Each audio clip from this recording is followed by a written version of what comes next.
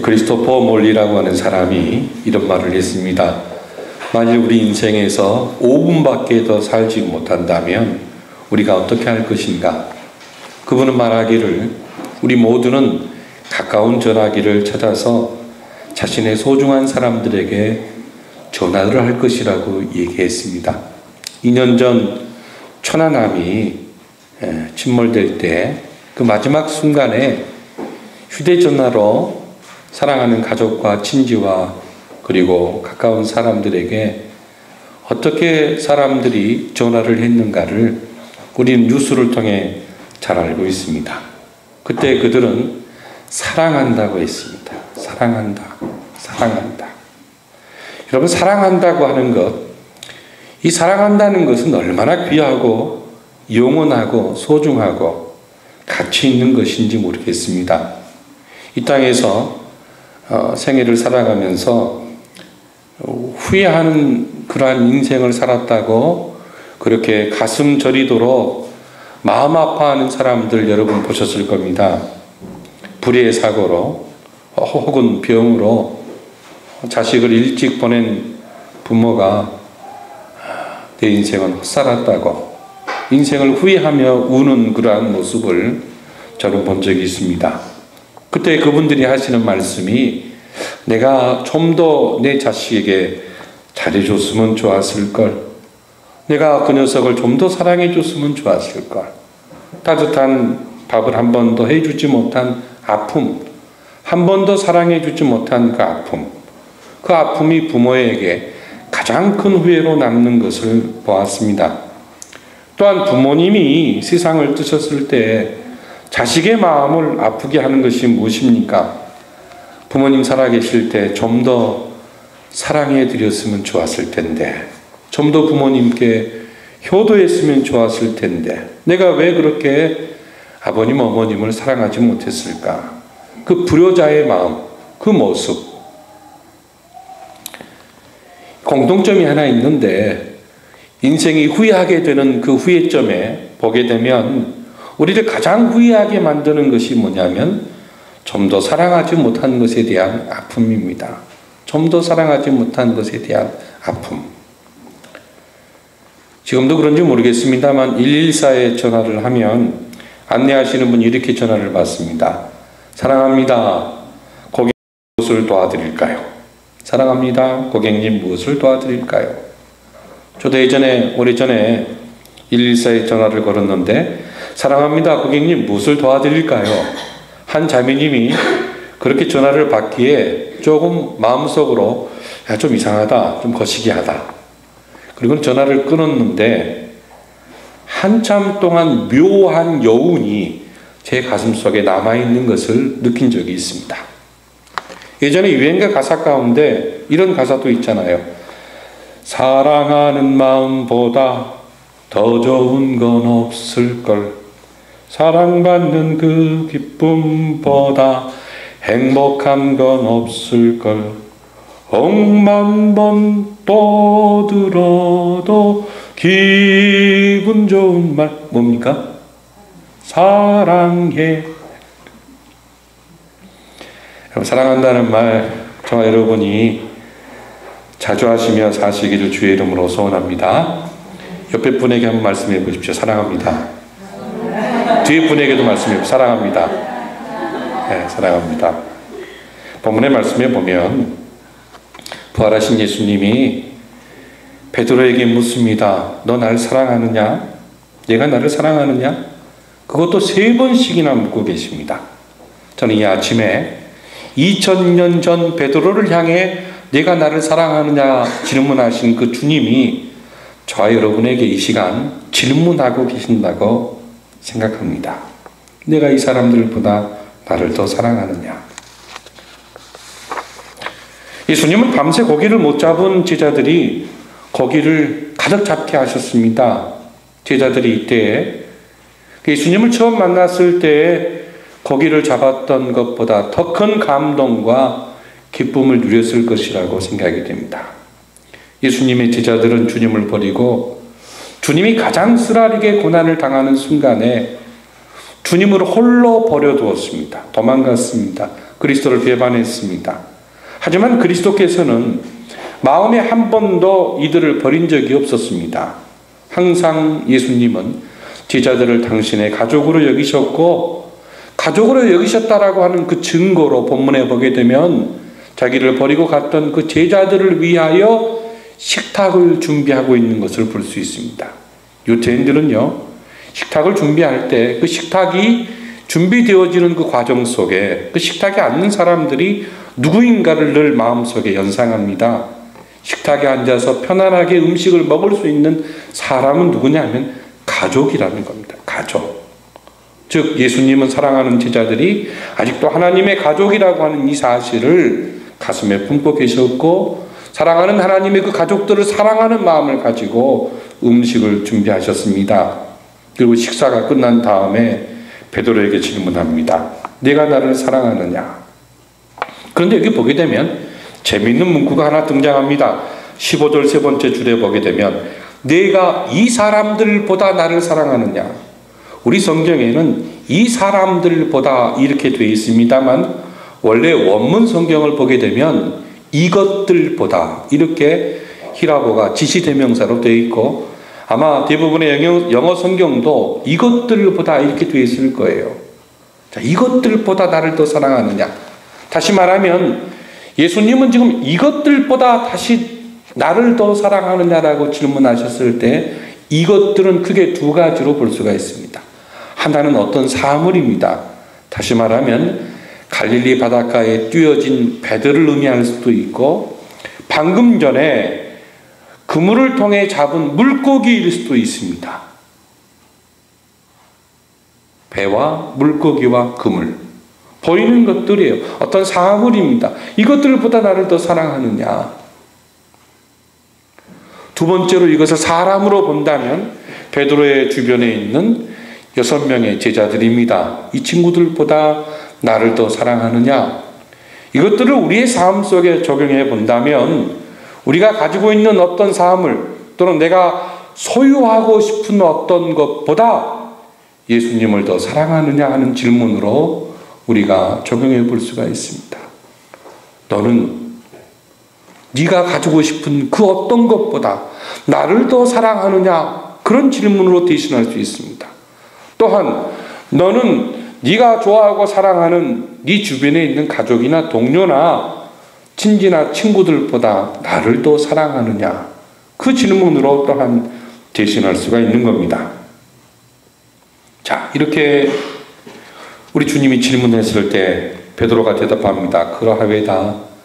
제가 주님을 사랑하는 줄 주님 아시잖아요. 예수님께서 내 어린 양을 먹이라고 하십니다. 그런데 이 질문이 그냥 끝난 줄 알았는데 잠시 후에 예수님께서 다시 똑같은 질문을 하십니다. 요한의 아들 시몬아, 네가 나를 사랑하느냐? 주여, 그러하외다. 제가 주님을 사랑하는 줄 주께서 아시지 않습니까? 그때 예수님이 내 양을 치라고 말씀하십니다. 끝난 줄 알았습니다. 그런데 예수님이 다시 질문하십니다. 요한의 아들 시몬아, 네가 나를 사랑하느냐? 이 질문을 보면 아니 어떻게 똑같은 질문을 3번씩이나 하실 수 있을까? 그렇게 우리가 생각할 수가 있습니다. 물론 아마 이 본문의 말씀을 어떤 많은 설교자들에게 설교를 들으실 때 이 사랑이라고 하는 히라보의 다른 단어를 가지고 설교하셨던 분들을 여러분 혹 만나셨을지 모르겠습니다. 저는 그렇게 오늘 설교를 하지 않습니다. 왜냐하면 제가 신학을 배울 때에는 히라보의 다른 단어가 여기에 등장하였지만 의미는 똑같다는 겁니다. 내가 나를 사랑하느냐? 내가 나를 사랑하느냐? 내가 나를 사랑하느냐? 베드로에게 너 정말 나를 사랑하느냐라고 3번째 질문을 예수님이 하시게 되자 베드로의 마음에 근심이 생겼습니다. 왜 똑같은 질문을 이렇게 반복하실까? 나를 믿지 못하고 계시는 것 아니야? 하면서 부끄러워지기 시작했습니다. 3번째에도 베드로는 내가 주님을 사랑하는 줄 주님이 아십니다. 그때 베드로에게 예수님은 내 양을 먹이라고 다시 재차 말씀하십니다. 왜 베드로에게 이렇게 똑같은 질문을 3번씩이나 하셨을까요? 그것은 베드로의 영적 상태를 회복시키시기 위한 주님의 의도가 여기에 담겨 있다는 겁니다. 베드로가 지금 영적으로 망가져 있습니다. 그 마음이 무너져 있습니다. 베드로가 심란해요. 베드로가 사도의 직분을 감당하기가 심히 어려운 그런 영적인 아주 다운된 그러한 상황이 있었습니다. 그래서 주님은 베드로가 그리스도의 사역을 감당하기 위해서는 그가 영적으로 치유되어야만 한다는 사실을 아시고 지금 베드로에게 이렇게 질문하고 계시는 겁니다. 십자가의 죽음을 앞두고 유월절 만찬을 하실 때 예수님께서 사랑하는 제자들에게 이렇게 말씀하셨습니다. 너희는 서로 사랑하라. 내가 너희에게 새 계명을 주노니 서로 사랑하라. 그때 베드로가 굉장히 자만심 가운데 우쭐대며 말하기를 저는 형제도 사랑하고 이웃도 사랑하고 선생님 그러나 그 누구보다도 저는 선생님을 정말 사랑합니다. 그리고는 거기에 덧붙여서 제가 선생님을 위해 목숨까지도 버릴 수 있습니다라고 호언장담했습니다. 제 목숨보다도 선생님을 더 사랑합니다라고 베드로가 고백했던 적이 있습니다. 그런데요, 막상 그리스도를 위하여 목숨을 내던져야 되는 위기의 상황이 도달하자 그런 자신의 자신감이 모래처럼 무너지는 것을 경험했습니다. 자기의 생명에 생존의 문제가 닥치자 예수님 모른다고 부인했고 심지어는 예수님을 저주하면서까지 주님을 배반하고 혼자 도망쳤던 인물이 바로 베드로입니다. 그 후에 베드로가 어떤 마음을 갖게 되었을까요? 엄청난 마음의 상처와 나는 배반자야, 나는 비겁자야, 내가 했던 말과는 전혀 다르게 나는 살아왔어 하면서 부끄러운 생각을 하게 되었을 겁니다. 그렇게 영적으로 지쳐있는 베드로입니다. 다운되어 있는 베드로입니다. 마음이 무너진 베드로입니다. 그런데 지금 이 순간 자기가 배반하고 자기가 부인했던 그 예수님이 다시 부활하셔서 눈앞에 계시는 거예요. 그리고 못 박힌 자국이 있는 그 손으로 손수 고기를 구우셔서 베드로야 배고픈데 먹으렴, 이것도 먹어라 하시면서 자기를 섬기시는 그 종의 모습을 하시는 그 선생님을 눈앞에 보고 있습니다. 이때 베드로는 속으로 생각했을 거예요. 저 선생님이 차라리 나한테 이 못난 놈, 못된 놈, 너 왜 그랬니? 라고 책망하고 망신을 주시면 참 좋겠는데, 그러면 마음이 편하겠는데 이런 방구하지 아니하시고 배고픈데 먹으렴, 추운데 불 옆에 오렴, 이렇게 자상하게 말씀하시는 선생님을 보면서 정말 숨고 싶은 그런 심정이었을 겁니다. 그러니 베드로가 이때 기분 좋게 마음껏 먹을 수 있었겠어요?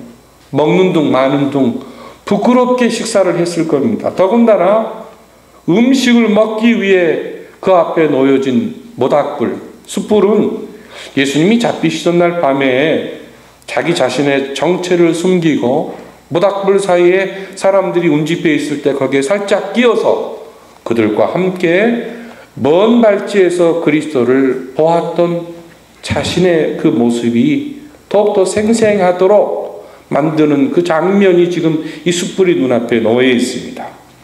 그 상황에서 3번씩이나 내가 나를 사랑하느냐 이렇게 질문하셨으니 베드로가 이 순간 내가 3번씩이나 주님을 모른다고 부인했는데 부끄러워서 그 아픈 기억이 떠올라서 속으로 얼마나 울었겠는가 하는 것을 우리가 짐작할 수 있습니다. 본문에는 없지만 정말 베드로가 울었을지도 모릅니다.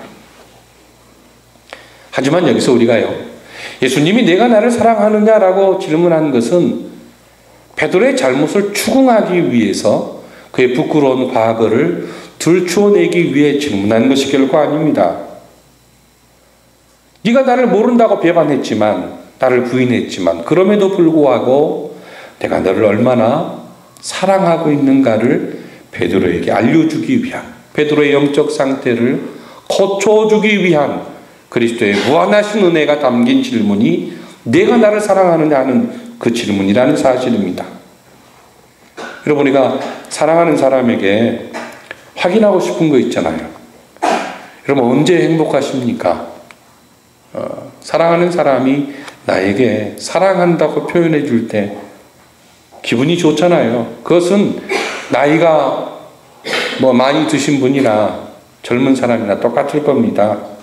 자, 아마 혹시 과거에 많이 들어보셨을 거예요. 자기 나 사랑해? 하는 그런 질문을 누가 하잖아요. 그 말의 전제는 뭐냐면 내가 너를 사랑하기 때문에 너도 나를 사랑하는가 하는 것을 확인하고 싶다는 겁니다. 내가 상대를 사랑하지 않으면 나 사랑합니까? 라고 질문하잖아요. 그렇잖아요. 당신 나 사랑합니까? 라는 질문은 내가 당신을 정말 사랑합니다라고 하는 그 전제가 깔리지 않으면 할 수 없는 질문입니다. 베드로야, 내가 나를 사랑하느냐 하는 그 질문은 베드로야, 네가 나를 부인하고 모른다고 했지만 여전히 난 너를 지금도 사랑하고 있다라고 하는 그리스도의 강력한 베드로를 향한 사랑의 고백이라고 하는 말씀입니다. 내가 나를 사랑하느냐.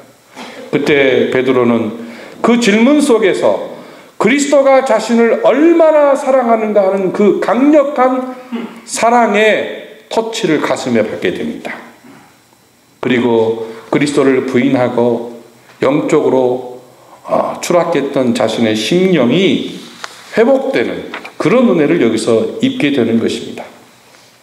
네가 나를 사랑하느냐? 그리스도의 그 질문, 그 속에 그리스도의 무한한 사랑이 담겨 있고 이 사랑의 질문 때문에 베드로가 치유되는, 회복되어지는 사건이 본문의 말씀이라는 겁니다. 내가 너를 정말 사랑하는데, 내가 너를 정말 사랑하는데 내가 얼마나 너를 사랑하는지 아니? 그것이 바로 이 세 질문 속에 담겨져 있는 그리스도께서 베드로를 향한 고백이었다고 하는 말씀입니다. 아마 오늘 예배하면서 이 자리에 이 베드로처럼 그리스도의 사랑의 능력으로 마음이 치유받아야 될 분이 혹 있을지 모르겠습니다. 베드로처럼 세상에 나가서 그리스도를 모른다고 부인하며 살다가 죄스러움과 부끄러움 가운데 혹 이 자리에 예배에 오신 분이 있을지 모르겠습니다. 분당에 가면 서현역에 몇전세대가 있는 그 풍림 그 오피스텔이라고 하는 게 있습니다. 풍림 오피스텔 그 건물 안에 교회가 하나 있는데 그 교회를 담임하는 목사님이 제 후배 목사님인데 나이는 많습니다. 그런데 그분이 그래요. 자기가 목사하면서 가장 기쁘고 감사한 것이 그 풍림 오피스텔에 오는 사람들이 세상적으로 보면 굉장히 화려하게 성공적인 삶을 살 수 있는 부자였고 교수였고 사장이었던 사람들이 많은데 세상적으로 완전히 망해가지고 쫄딱 망해서 그 오피스텔에 들어와가지고 교회에 찾아올 때가 있다는 거예요. 그리고 교회에 와서는 엉엉 울면서 좀 실패한 자신의 인생에 대하여 눈물 뿌리고 돌아가며 그리고 이 보이는 것이 다가 아니다라고 하는 것, 영적 회복이 정말 중요하다라고 하는 사실을 그들이 고백하고 가는 것을 볼 때 목회자로서 참 기분이 좋고 행복하다라고 하는 그런 고백을 들었습니다. 찬송을 불러도 예전 같지 않고 말씀을 듣고 보아도 그 말씀이 마음에 와닿지 않는다면 우리 문제가 있는 겁니다. 생각은 온통 다른 곳에 가 있고 예배를 마치고 나가면 여전히 마음이 공허하다면 영적으로 병들어 있는 상태예요. 그런 사람에게 필요한 것이 뭐냐면 그리스도의 사랑을 확인하는 겁니다. 그리스도의 사랑을 확인하는 것이에요. 여러분 이 시간 내가 나를 사랑하느냐 하는 이 질문을 나에게 적용해 보십시오. 나에게 적용해 보십시오. 그 질문을 여전히 예수님이 나에게 하고 계신다는 사실입니다. 오직 나를 위해 십자가에 죽으신 그 그리스도의 사랑만이 내 영적인 상태를 치유하시고 회복하실 수 있다라고 하는 사실. 하나님의 사랑의 능력만이 나의 영혼을 건강하게 만들 수 있다고 하는 사실. 내가 나를 사랑하느냐? 이 질문을 통해 여러분 믿으시기를 주의 이름으로 소원합니다. 우리의 귀를 열어 요한의 아들 시몬아, 내가 나를 사랑하느냐? 내가 나를 사랑하느냐? 이 질문 본인에게 한번 꼭 해보시기를 부탁합니다. 그 주님의 음성을 우리가 들으면 우리가 영적으로 깨어날 겁니다. 회복할 것입니다. 왜냐하면 내가 너를 얼마나 사랑하는지 아느냐 하는 그 주님의 의도가 거기에 담겨있기 때문에 그렇습니다. 상처를 입은 사람, 마음의 고통스러움을 갖고 있는 사람들, 그 고통과 상처의 회복은 사랑으로만 가능합니다. 사랑으로만 가능해요. 어떤 그 고아원에 포악한 소년이 한 명 있었습니다. 중학교 때 한 가정에 입양이 됐어요. 이 고아원에서 성장했던 이 학생이 좋은 가정에서 살려고 하니까 적응이 되지 않았습니다. 그래가지고 학교를 다니지만 늘 싸움질만 하게 됐어요. 걸핏하면 친구들과 싸웠습니다. 결국에는 학교를 퇴학당하고 말았습니다. 퇴학당한 날 이 소년이 교문을 나설 때 갑자기 어린 시절 고아원에서 선생님이 하셨던 말씀이 기억나는 거예요. 선생님이 이런 말씀을 하셨습니다. 하나님은 너를 절대로 버리지 않는단다. 너를 사랑한단다. 네가 앞으로 살아갈 때 힘들 때는 울며 기도하렴. 힘들 때는 울며 기도하렴. 소녀는 그 선생님의 말이 생각이 났어요. 그리고 눈물을 흘리며 자신의 모습을 하나님께 회개하기 시작했습니다. 그랬더니만 그 소년의 마음속에 하나님이 나를 정말 사랑하신다라고 하는 마음이 생겼습니다. 하나님이 또한 나와 함께 하신다고 하는 마음이 생겼습니다. 그때부터 이 소년은 비관하지 않았습니다. 환경을 저주하지 않았습니다. 그리고 하나님께 기도하며 울면서 하나님이 도와주실 줄 믿고 열심히 살게 됐어요. 그랬던 어느 날 그가 피자 가게에 취직하게 되었고 피자 만드는 일에 몰입하게 되었습니다. 피자 한 판을 11초에 반죽하는 최고의 기술자가 됐는데 나중에 피자 가게가 잘 되어져서 세계적인 기업으로 성장하게 되고 그 피자 체인점이 전 세계에 참 많이 있게 됐는데 그 피자의 이름이 도미노 피자입니다. 도미노 피자예요. 여러분 우리 마음의 태도가 중요합니다. 하나님을 떠난 마음, 하나님이 없는 마음, 하나님을 잊어버린 마음, 다시 하나님께로 돌아오게 되면 바로 우리의 신앙이 회복될 수 있다라고 하는 사실, 그것이 바로 성경이 우리에게 보여주시는 하나님의 귀하고 복된 약속의 말씀이라고 하는 사실을 저와 여러분 잊지 말고 사시기를 그리스도의 이름으로 소원합니다. 베드로가요, 예수님의 질문에 부끄럽지만 대답하게 되었을 때 예수님은 이렇게까지 말씀하십니다. 네가 늙어서 순교하게 될 것이다. 그것이 18절에 있는 말씀이에요. 네가 늙어서 순교하게 될 것이다. 센케비치의 쿠바디스라고 하는 영화를 통해서 우리는 이 베드로가 어떻게 순교하게 되었는지를 짐작하는 장면을, 그 영화를 보신 분들은 머릿속에 기억하고 있을 겁니다. 로마의 박해가 심각할 때에 성도들이 베드로를 피신시키려고 로마를 떠나도록 합니다. 로마를 떠나는 베드로에게 예수님이 나타나셔서 베드로에게 내가 그러면 로마로 들어가야 되겠다. 선생님, 왜 로마로 들어가십니까? 네가 로마를 도망치니 내가 로마에 돌아가서 내가 또다시 죽어야 되겠다라고 얘기를 합니다.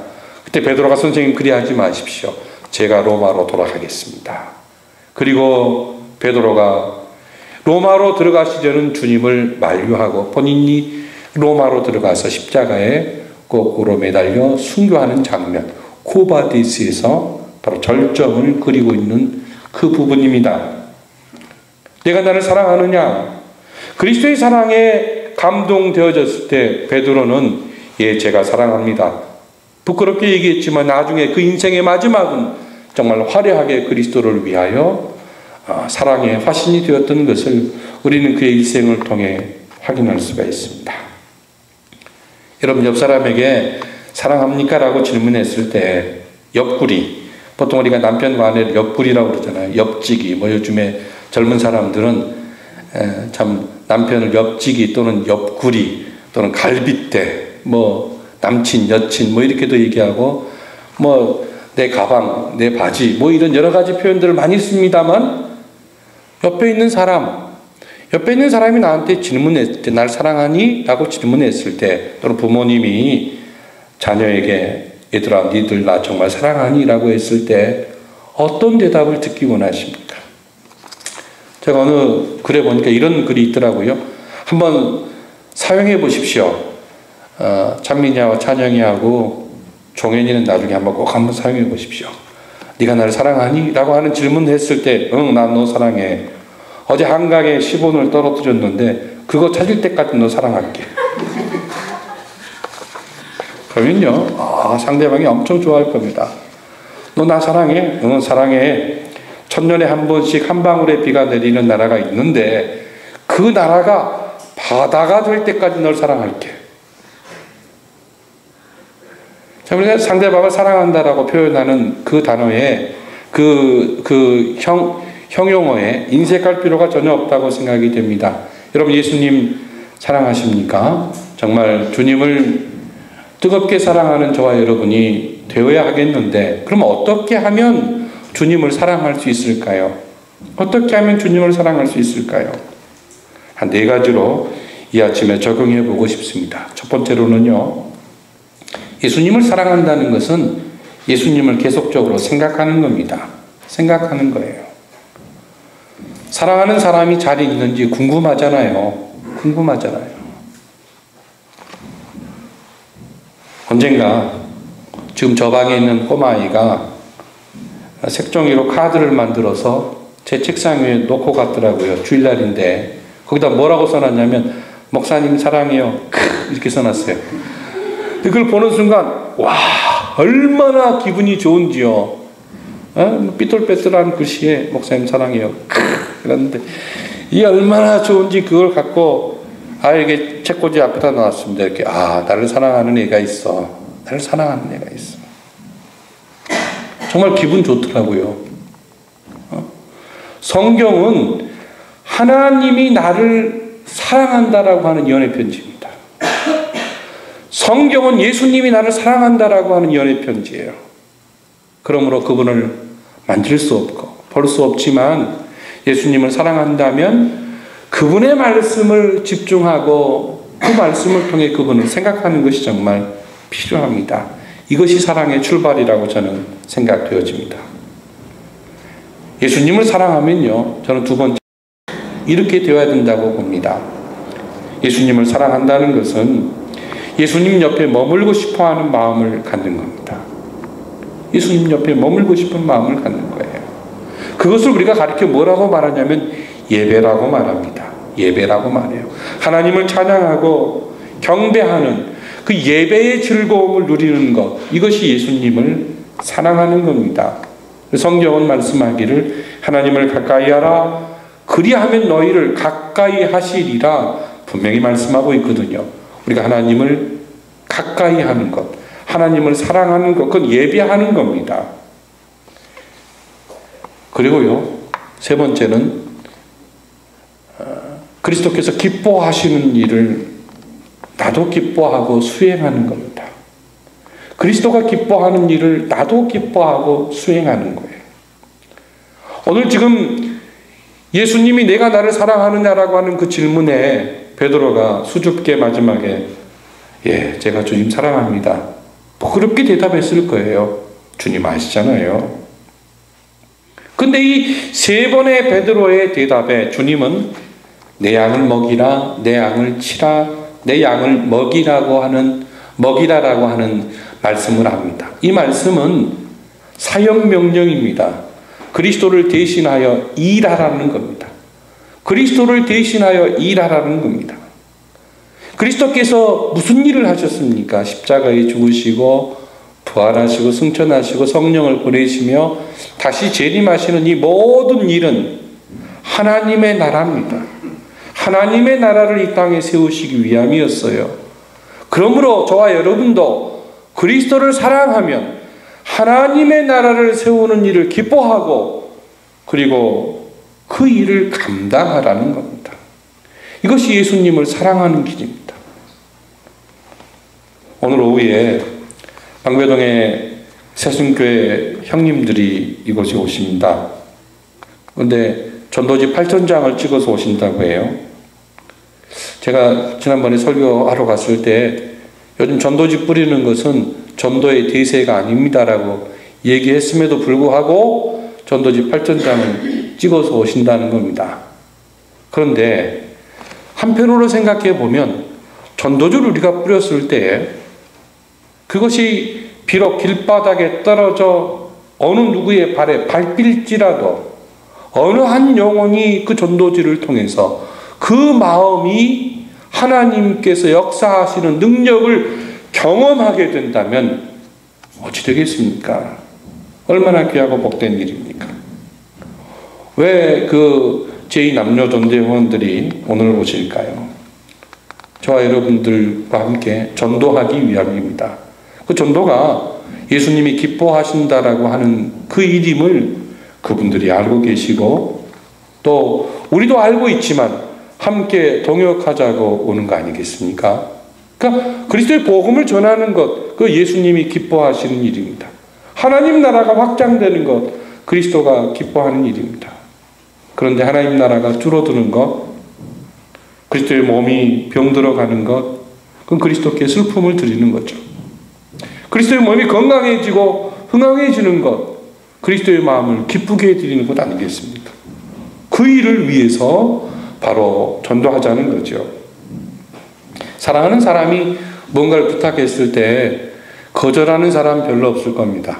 거절하는 사람 별로 없을 거예요. 그리스도께서 저와 여러분에게 부탁하셨습니다. 내 양을 먹이라, 내 양을 치라, 내 양을 먹이라. 하나님 나라 건설을 위해서 수고하라는 겁니다. 이것이 바로 예수님을 사랑하는 귀한 비결이라고 하는 사실을 예수님이 베드로에게 하신 말씀을 통해 우리가 확인할 수 있습니다. 그리고 또 한 가지, 예수님을 사랑한다고 하는 것은 예수님 때문에 고난도 감수하는 겁니다. 예수님 때문에 고난도 감수하는 겁니다. 우리가 18절 말씀 아까 읽었습니다만 18절 말씀 다시 한번 읽어보십시다. 다 같이 읽어보겠습니다. 내가 진실로 진실로 네게 이르노니 내가 젊어서는 스스로 띠띠고 원하는 곳으로 다녔거니와 늙어서는 내 팔을 벌리리니 남이 내게 띠띠우고 원하지 아니하는 곳으로 데려가리라.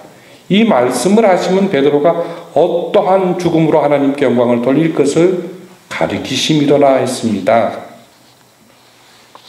젊어서는 자유롭게 살 수 있을지 몰라도 나이가 들어서 베드로가 팔을 벌리고 다른 이들이 그에게 띠를 띄우는 삶을 살게 될 것이라고 하는 말씀은 그리스도 때문에 죽음의 고난을 당할 것을 의미하는 그러한 그리스도의 예언의 말씀입니다.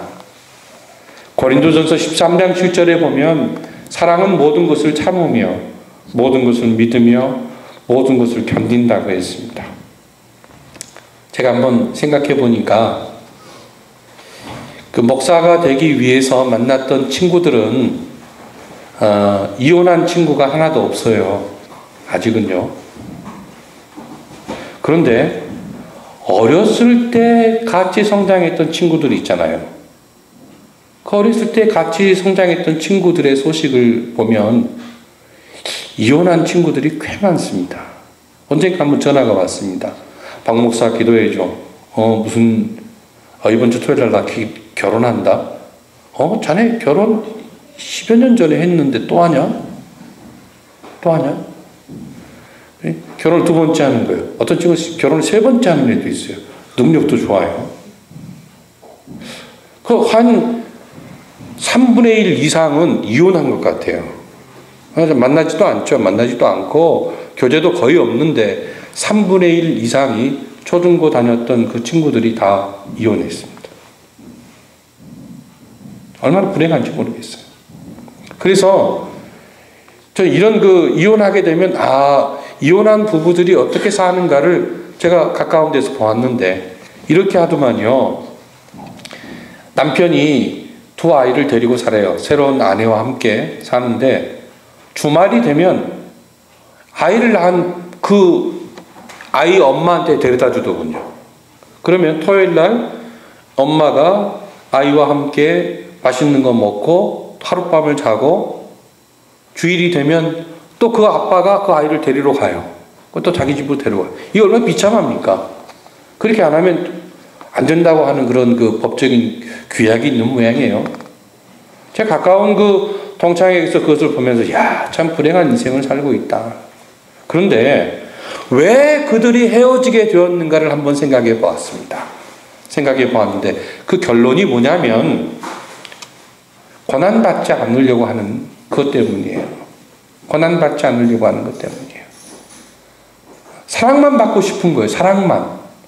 상대방에게 사랑만 받고 싶은 것이지 내가 상대를 사랑함에 있어서 상대를 이해하고 참고 고난받는 것에 대해서 관심이 없는 거예요. 자식을 위해서 고난받지 않으려고 하니까 결국은 헤어지는 겁니다. 남편을 위해서 고난받지 않으려고 하니까 결국은 헤어지는 거예요. 아내를 위해서 고난받지 않으려고 하니까 헤어지는 거예요. 조금 어렵고 힘들더라도 고난에 동참하면 세월이 지나서 아름다운 열매가 맺어질 터인데 고난받지 않으려고 하기 때문에 문제가 발생하는 겁니다. 여러분, 우리가 그리스도를 위한 그 그리스도를 기쁘게 해드리기 위해서 저와 여러분에게 사명을 감당할 때 주어진 고난의 분량들이 있을 거예요. 어떤 사람은 큰 분량이 있을 것이고 어떤 사람은 또한 나름대로의 어떤 그 분량이 있을 거예요. 그때 그 사명 잘 감당해야만 할 것입니다. 왜냐하면 그것이 그리스도를 우리가 사랑하는 삶의 방식이기 때문에 그래요. 혹시라도요, 이런 마음은 갖지 마십시오. 본문에 보게 되면 베드로가 예수님의 말씀을 듣고 뜬금없는 질문을 합니다. 아, 내가 말년에 비참한 모습을 당하게 된다니 이 무슨 말인가? 그때 베드로가 예수님께 물어요. 선생님, 저기 저 사도 요한은 어떻게 되겠습니까? 저는 말년에 비참하게 죽는다는데 저 사도 요한은 어떻게 됩니까? 아주 뜬금없는 질문을 하죠. 그때 예수님이 말씀하십니다. 베드로야, 너는 너의 길만 가라. 요한을 신경 쓰지 말아라. 내가 재림할 때까지 혹 요한을 살려준다 할지라도 너와는 상관이 없는 일이다. 그러니까 요한이 어떻게 살 것인가 대해서는 너의 문제가 아니라 너의 문제는 내가 너에게 준 그 사역을 어떻게 감당하느냐에 있는 것이지 요한이 어떻게 사역을 감당하는 거냐 하는 거기에 있지 않다는 겁니다. 꼭 기억하셔야 합니다.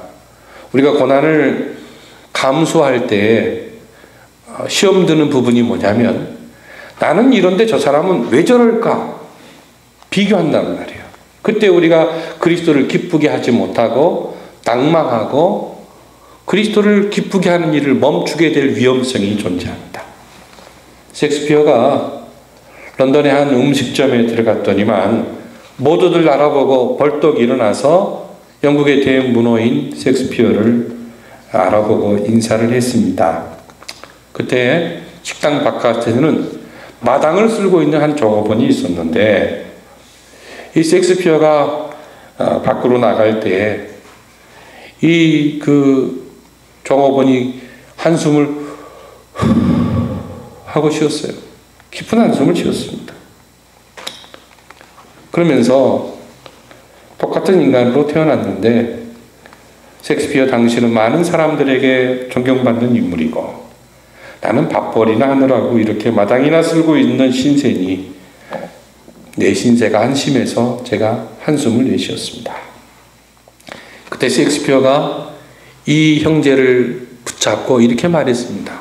여보세요 형제요. 이 식당의 마당은 식당의 마당이 아니요. 하나님이 창조하신 지구의 한 모퉁이라고 하는 사실을 기억하시오.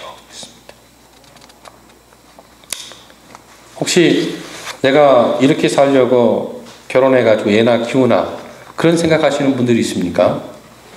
내가 뭐 이 정도 일하려고 그렇게 공부해서 이 정도 열매를 맺는가? 그렇게 생각하시는 분도 혹 있을지 모르겠습니다. 우리가 삶을 살아갈 때 우리에게 주어진 고난, 그 고난이 바로 나에게 주어진 사명이고 사역이라고 하는 사실을 기억하셔야 됩니다. 그리고 그것을 감당할 때에 예수님을 기쁘게 해드릴 수 있다는 것, 바로 내가 나를 사랑하느냐, 베드로와 예수님과의 그 대화 가운데 우리가 얻을 수 있는 귀한 적용점이라고 생각이 됩니다. 말씀을 맺고자 합니다. 내가 나를 사랑하느냐? 이 질문 속에는 예수님이 낭만 가운데 있는, 비애 가운데 있는 베드로를 여전히 사랑하신다고 하는 무한한 강력한 은혜의 메시지였습니다. 저와 여러분을 예수님은 여전히 오늘 아침에 사랑하신다는 사실 기억하시고 주님께 대답하십시오. 예, 주님, 저도 주님 사랑합니다. 그렇게 고백하시는 그런 이 아침 되시고 순간순간마다 예수님 사랑합니다 라고 하는 이 고백이 우리의 생애 가운데 충만하여져서 하나님이 부여하시는 그 능력을, 말로는 표현할 수 없는 그 신비한 사랑의 능력을 지니고 사시는 우리 모두가 되시기를 그리스도의 이름으로 소원합니다.